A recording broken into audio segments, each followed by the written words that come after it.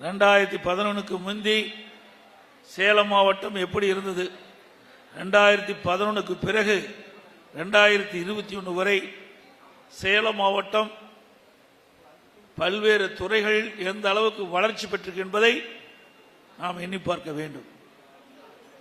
இன்றைக்கு மாவட்டம் முழுவதும் சிறப்பான சாலைகள், ஓடையின் குறுக்கே தடுப்பணைகள் கட்டி நீரை சேமித்து நிலத்தடி நீரை உயர செய்தோம். குடிமராமத்து திட்டத்தை கொண்டு வந்து ஆங்காக இருக்கின்ற ஏரிகள் எல்லாம் தூர்வாரப்பட்டு மழை காலங்களிலே பருவ காலங்களிலே பெய்கின்ற நீரை சேமித்து கோடை காலத்தில் அதை பயன்படுத்தக்கூடிய திட்டத்தை கொண்டு வந்து நிறைவேற்றினோம். அந்த ஏரியில் அள்ளப்படுகின்ற வண்டன்மண் நம்முடைய விளைநிலங்களுக்கு இயற்கை உரமாக பயன்படுத்தினோம். அதேபோல விவசாயிகளுக்கு மும்முனை மின்சாரத்தை அளித்தோம். நம்முடைய விவசாயிகள் தொடக்க வேளாண் கூட்டுறவு வங்கியிலே வாங்கிய கடன், பயிர்க்கடன் 2 முறை தள்ளுபடி செய்தோம். இப்படி விவசாயிகளுக்காக நிறைய திட்டங்களை செயல்படுத்தோம்.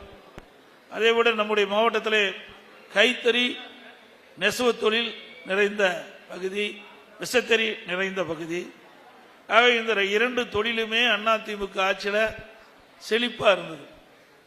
இன்றைய தினம் நெசவு தொழில் நலிவடைந்து கொண்டிருக்கின்றன, விசைத்தறி தொழிலும் நலிவடைந்து கொண்டிருக்கின்றன. இந்த ஆட்சியுடைய நிர்வாக திறமையற்ற காரணத்தினால் இந்த 2 தொழிலும் மெல்ல மெல்ல தேய்ந்து கொண்டிருக்கின்றது. மீண்டும் அனைத்து இந்திய அண்ணா திராவிட முன்னேற்ற கழக ஆட்சி வழங்குகின்ற பொழுது இந்த நெசவாளர்களும் அதே போல விசைத்தறி உரிமையாளர்களும் சிறப்பான தொழில் செய்வதற்கான நடவடிக்கை மேற்கொள்ளும்.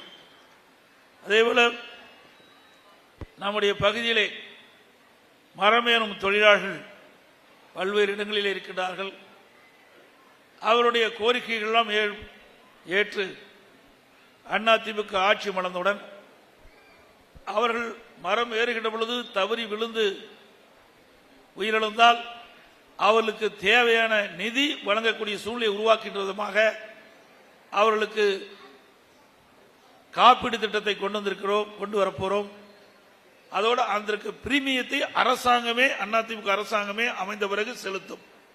ஆக அவர்களுக்கு ஒரு பாதுகாப்பு கிடைக்கின்றது. அவர்கள் அந்த மரம் ஏறும் தொழிலில் ஈடுபடுகின்ற பொழுது அந்த பணி பாதுகாப்பு அவர்களுக்கு கிடைக்கிறது. அதே போல மரம் ஏறும் தொழிலாளர்களுக்கு அனைத்து உபகரணங்களும் இலவசமாக அரசாங்கமே வழங்கும் என்ற அறிவிப்பை நாங்கள் வெளியிட்டிருக்கின்றோம். ஆக நாடார் சமுதாயமும் ஒரு கடினமான உழைப்பாளிகள், விவசாயிகளும் கடினமான உழைப்பாளிகள், விசைத்தறி கைத்தறி நெசவாளர்களும் கடினமான உழைப்பாளிகள். அவர்களுக்கெல்லாம் அனைத்து இந்திய அண்ணா திராவிட முன்னேற்ற கழக அரசு அமைந்த பிறகு அவர்களுக்கு தேவையான உதவிகள் வழங்கப்படும். அந்த தொழில் செய்கின்றவர்கள் மென்மேலும் வளர்வதற்கு அவர்களுக்கு தேவையான உதவிகள் அதிமுக ஆட்சியிலே கிடைக்கும் என்பதை நேரத்திலே தெரிவிக்க விரும்புகின்றேன். 100 ஏரி திட்டத்தை பொறுத்த வரைக்கும் 4 சட்டமன்ற தொகுதி இதில் பயனடைகிறது. 1 மேட்டூர் சட்டமன்ற தொகுதி, 2 ஓமலூர் சட்டமன்ற தொகுதி, 3 எடப்பாடி சட்டமன்ற தொகுதி, 4 சங்கிரி சட்டமன்ற தொகுதி. இந்த 4 சட்டமன்ற தொகுதியில் இருக்கின்ற ஏரிகள், குளங்கள் நிரப்புவதற்காக இந்த திட்டத்தை நான் முதலமைச்சர் இருந்த பொழுது கொண்டு வந்தேன்.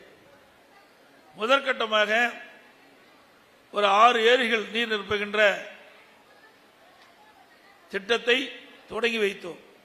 அதற்கு பிறகு திராவிட முன்னேற்ற கழகம் ஆட்சி மாற்றம் ஏற்பட்ட பிறகு இந்த 4 ஆண்டு காலத்தில் ஆமை வேகத்தில் இந்த பணி நடைபெற்றுக் கொண்டிருக்கின்றன. வேண்டுமென்றே திட்டமிட்டு விவசாயிகளை வஞ்சிக்கின்ற விதமாக அரசியல் காழ்ப்புணர்ச்சியின் காரணமாக அதிமுக ஆட்சியிலே கொண்டு வரப்பட்ட திட்டம் என்ற ஒரே காரணத்திற்காக இந்த திட்டத்தை இன்றைக்கு மெல்ல மெல்ல அந்த பணியை செய்து கொண்டிருக்கின்றார்கள். மீண்டும் இங்கே வந்திருக்கின்ற அத்தனை பேர் துணையோடு அதிமுக ஆட்சி அடுத்த ஆண்டு மலரும். மலர்கின்ற பொழுது 100 ஏரி திட்டம் முழுவதும் நிறைவேற்றப்பட்டு அந்த பகுதியில் இருக்கின்ற விவசாயிகளுக்கும் குடிதண்ணீருக்கும் நிலத்தடி நீர் உயர்ந்து தேவையான அளவுக்கு நீர் கிடைக்கக்கூடிய சூழ்நிலையை நாங்கள் உருவாக்கி தருவோம். இன்றைக்கு மேட்டூர் அணை நிரம்பி உபரி நீர் வெளியேறி கடலில் போய் வீணாக கலந்து கொண்டிருக்கின்றன.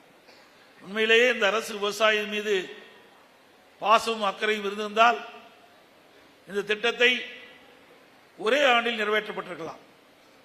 அதிமுக ஆட்சி இருக்கின்ற பொழுதே கிட்டத்தட்ட 75% பணிகள் நிறைவேற்றப்பட்டு விட்டது. 100 ஏரி திட்டத்தில் எஞ்சியது 25% பணிகள் தான் நிலுவிலே இருந்தது. வேண்டுமென்றே திட்டமிட்டு இந்த 4 ஆண்டு காலமாக இந்த பணியில் ஒரு சுணக்கத்தை ஏற்படுத்தி இந்த பணி நிறைவு பெறாத காரணத்தினால் பல ஏரிகள் இன்னும் வறண்டு கிடக்கின்றன. இப்படி மக்களோட ஆட்சி அகற்றுவதுதான் நம்முடைய எண்ணமாக இருக்க வேண்டும். குறிப்பாக கிராமத்தில் வாழ்கின்ற மக்கள் விவசாயத்தை நம்பி வாழ்கின்றார்கள், விவசாய தொழிலை நம்பி வாழ்கின்றார்கள்.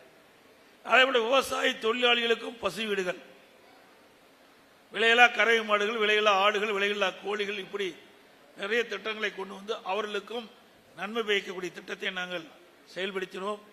எதிர்காலத்திலே வீடு இல்லாமல் கூரை வீட்டிலே வாழ்கின்றவர்கள், ஏழைகள், தாழ்த்தப்பட்ட மக்கள், அந்த 2 மக்களுக்குமே அதிமுக ஆட்சியிலே பிரம்மாண்டமான காங்கிரீட் வீடு கட்டித் தருவதற்கான நடவடிக்கை அதிமுக ஆட்சி அமைந்த பிறகு நடவடிக்கை எடுக்கப்படும். அவளுக்கு வீட்டு மணியே இல்லை, நிலமே இல்லை என்றால் கூட அரசாங்கமே நிலத்தை வாங்கி அவளுக்கு இந்த ஏழைகளுக்கும் தாழ்த்தப்பட்ட மக்களுக்கும் அற்புதமான காங்கிரீட் வீடு கட்டி கொடுக்கப்படும் என்ற செய்தி இந்த நேரத்தில் தெரிவித்து, ஒரு வண்டிக்கு 2 சக்கரம், அது 2ம் சரியாக இருந்தால் தான் இலக்கை நோக்கி செல்ல முடியும். அதுபோல விவசாயிக்கு விவசாயம், விவசாயி சார்ந்த பணி தொழிலாளர் 2 பேரும் இருந்தால்தான் அந்த தொழில் சிறக்கும். அந்த அடிப்படையில் தான் இந்த திட்டத்தில் நாம் கொண்டு வந்து நிறைவேற்ற இருக்கின்றோம்.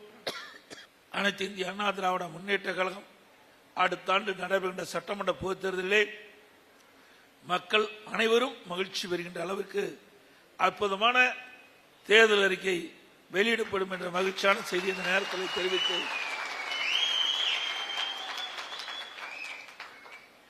இன்றைக்கு மக்கள் எதிர்பார்க்கின்ற ஆட்சி அனைத்து தர மக்களுக்கும் அனைத்து வசதிகளும் கிடைக்கக்கூடிய ஒரு அற்புதமான தேர்தல் அறிக்கையாக அமையும் என்பதை நேரத்தில் தெரிவித்து, இன்றைய தினம் பல்வேறு கட்சியிலிருந்து விலகி அனைத்து இந்திய அண்ணா திராவிட முன்னேற்ற கழகத்தில் தங்களை இணைத்துக் கொண்ட அனைவருக்கும் என்னுடைய நல்வாழ்த்துக்களை தெரிவித்து விடைபெறுகின்றேன். நன்றி, வணக்கம்.